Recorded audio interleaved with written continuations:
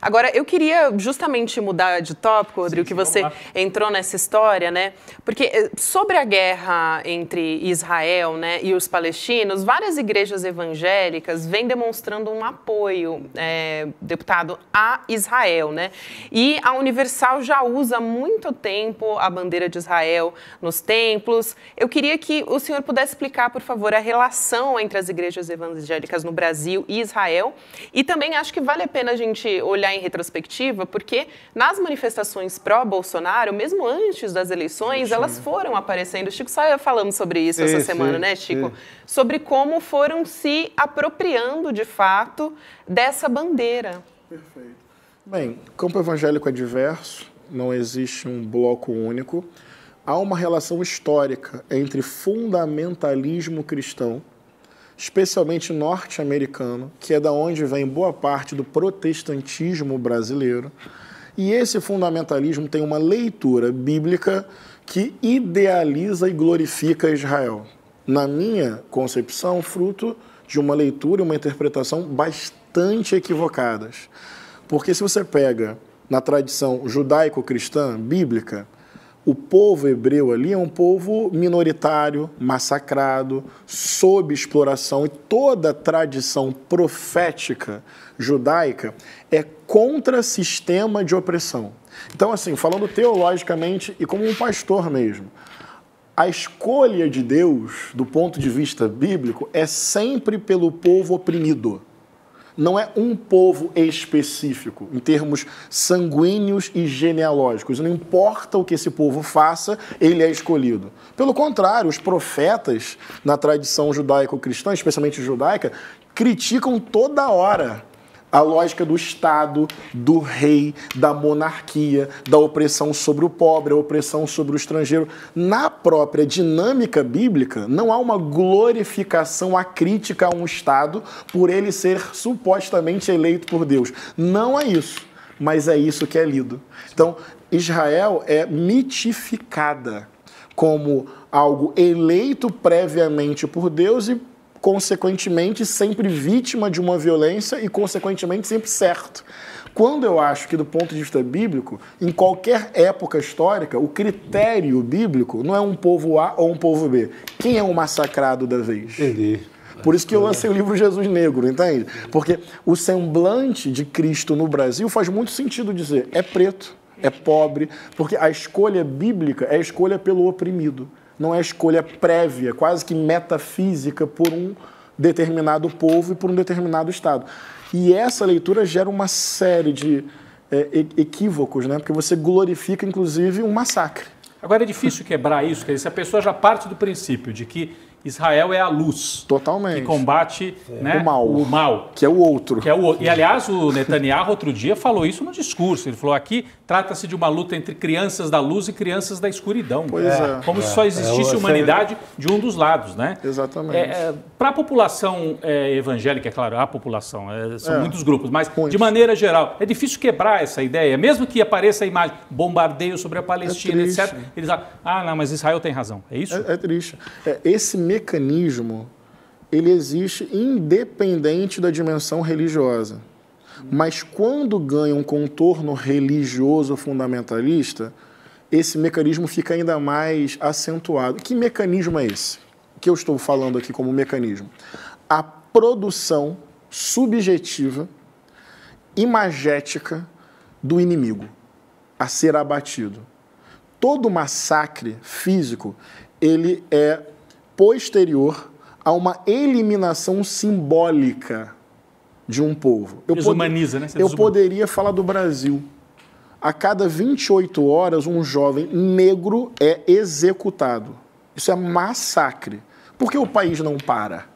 Porque o racismo é um mecanismo, uma relação de poder, a construção de um símbolo que não apenas mata, entre aspas apenas, mas o racismo não se perpetuaria se ele não criasse uma narrativa que justifique e naturalize essa morte. Ela tem que aparecer para a sociedade como algo que não seja absurdo.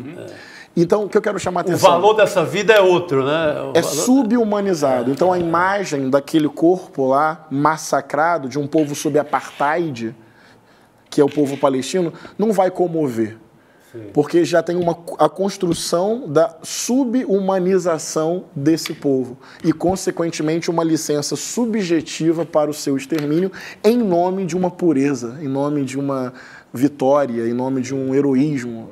Isso é impressionante. Eu recebo muito nas minhas redes sociais, assim, tentando argumentar, e entra alguém lá e fala, mas você está defendendo? Eles são terroristas. Eles são terroristas. Não tem negociação para eles. Até no caso do hospital vieram falar assim. Sim. Mas eles estavam lá, eles estão ali. Esse povo é tudo terrorista. Então já parte assim. É muito difícil quebrar essa barreira. É um negócio realmente muito importante. Agora, para além do aspecto, nós estamos falando aqui do aspecto religioso, de como é que as igrejas, algumas, principalmente a Igreja Universal, enfim, eu vi de perto isso quando eu trabalhei na TV Record, assim, é uma coisa impressionante.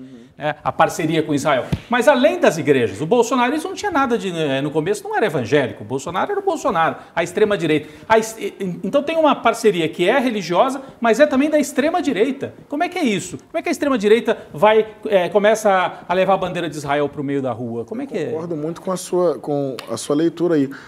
A extrema-direita, ela fez uma leitura e se apropriou desse fenômeno da fé evangélica. Se apropriou, obviamente, já falei aqui, falo sempre que tem disputas, diversidade e tal, mas tem um pragmatismo aí também, entendeu? Tem um casamento extrema-direita política com fundamentalismo religioso. Que tem Israel também. O Netanyahu não é religioso, não era na origem. Então, você tem aí algo que é orgânico e cujo efeito é muito semelhante. É essa visão bélica de sociedade com a construção permanente do mal a ser eliminado, e diante do mal a ser eliminado você suspende garantias individuais e coletivas, porque a segurança tem que ser afirmada por meio de um Estado forte, de um líder maior. Isso tem contorno político e tem contorno religioso fundamentalista. Eu lembro de Bolsonaro se batizando. Olha aí, juro que não combinei com a equipe. Foi combinado, né? Foi um milagre. É aqueles que estão sempre ligados na nossa conversa. Isso é um jogo político. Isso é um cálculo. E tem a ver com ele ter se tornado presidente da República. A gente tem que saber fazer a contranarrativa disso aí, na minha opinião. Ele era, na origem, católico. Católico. Né? E aí, aqui ele se batiza... Isso é um ato de campanha, gente, há anos atrás. Entende? Isso é um projeto. A Damares fez isso também, né? Durante a campanha eleitoral. Eu me lembro de ela fazer isso dentro da igreja, num pronunciamento. Ela dizer, gente, isso não é uma... Não, acredita em mim, isso não é político. Ela usou esse termo, né? Isso não é político, isso é um combate... Para fazer a maior política possível. Exatamente. Né? E agora os bolsonaristas usam essa imagem a favor do Bolsonaro e de Israel. É uma guerra espiritual, me lembrei para ligá-lo a Israel e dizer que do outro lado é terrorista e não tem conversa. Mas como é que fica Jesus, pastor, nessa história? Crucificado de novo. De novo, né? Porque o Jesus, para os judeus, não faria sentido. Então, como é que os evangélicos, a pregação maior é em torno de Jesus, se associaria aos judeus? Como é que eles... É uma ligação fictícia mesmo dessa parte. É uma narrativa, é uma construção imaginária mesmo, né?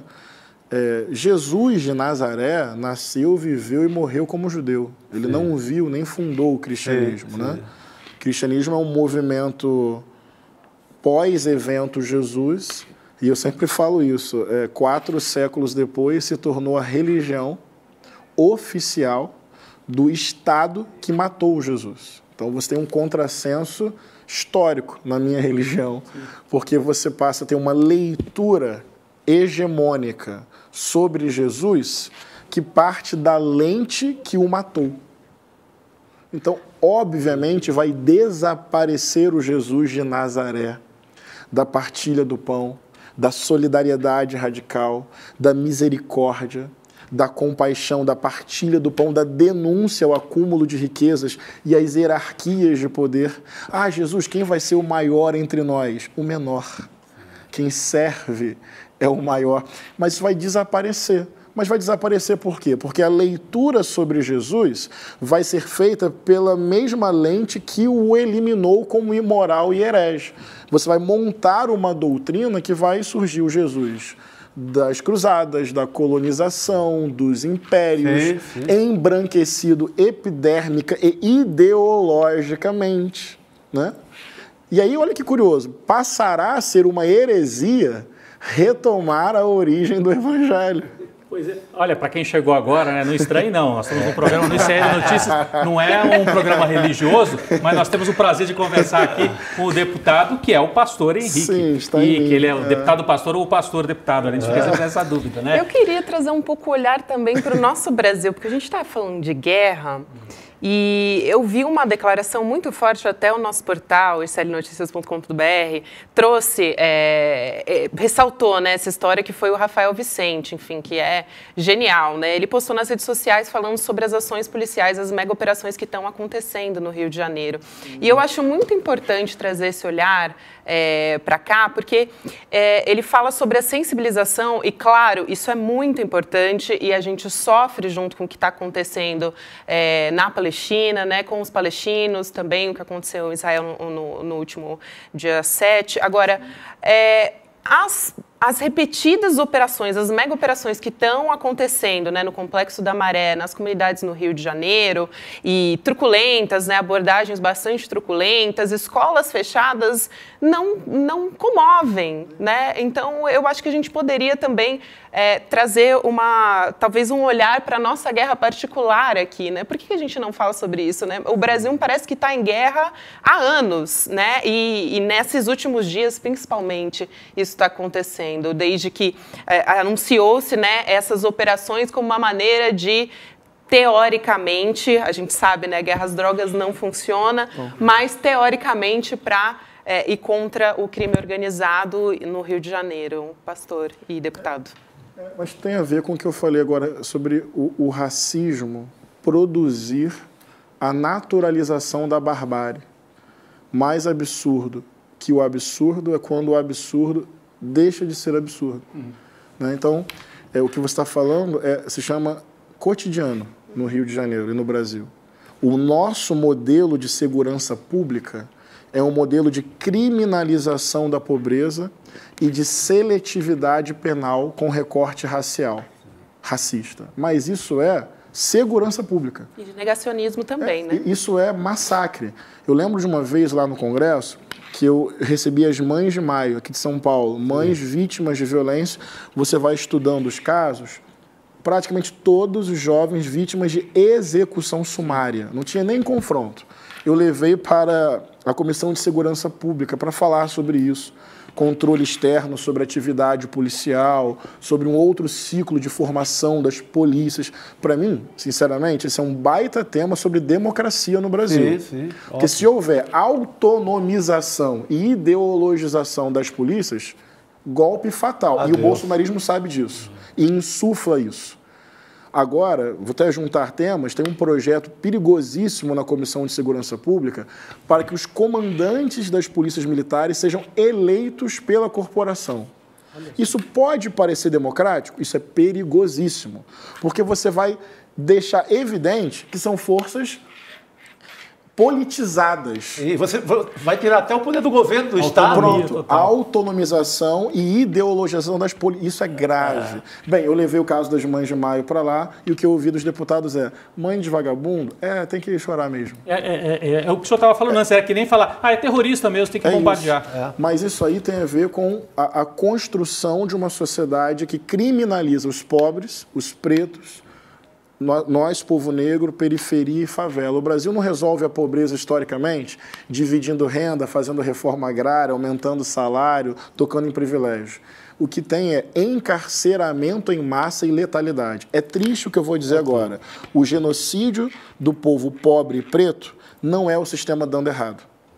É o sistema em seu pleno funcionamento. Ele precisa prender em grande escala e matar em grande escala para dar funcionalidade a uma realidade absolutamente brutal e desigual. É triste. Posso fazer uma pergunta bem rapidinho aqui para o... A gente faz a desculpa. Não, excelente. Está muito bom. Não, é que eu vejo o deputado pastor Henrique falando, e a gente sabe que a hegemonia no campo evangélico está mais para a direita hoje em dia. Mas no passado, a Igreja Católica, na primeira metade do século XX, os bispos eram ultraconservadores, né? Era uma ferramenta da dominação. De repente vem os anos 60 e você tem uma Igreja Católica progressista. Está aí ainda uma parte, né? Diminuiu bastante. Você tem esperança que isso possa acontecer no mundo evangélico, uma renovação e esse discurso que o senhor faz? Porque não está escrito em lugar nenhum que o evangélico tem que ser de direita, né? Assim como o católico também não. Né? Eu diria que mais do que eu tenho que ter essa esperança. Entendeu? Mas isso vem da prática, né? A sua atuação, a sua candidatura, o seu mandato é já um sinal disso, não? Eu acho que sim. E sou parte de um campo também. Eu sempre falo isso. Não sou o primeiro, não sou o único, não sou o último, não sou o maior, não sou especial. Eu tenho uma tradição evangélica, progressista, laica, né, que respeita a democracia e a diversidade religiosa.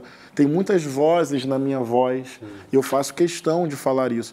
E, para concluir, o campo evangélico, ele é majoritariamente pobre, negro, ganhando até 2 salários mínimos, ou seja, é parte da classe trabalhadora, empobrecida, explorada desse país. Eu preciso ter a esperança e não entregar o sentido dessa fé à extrema-direita.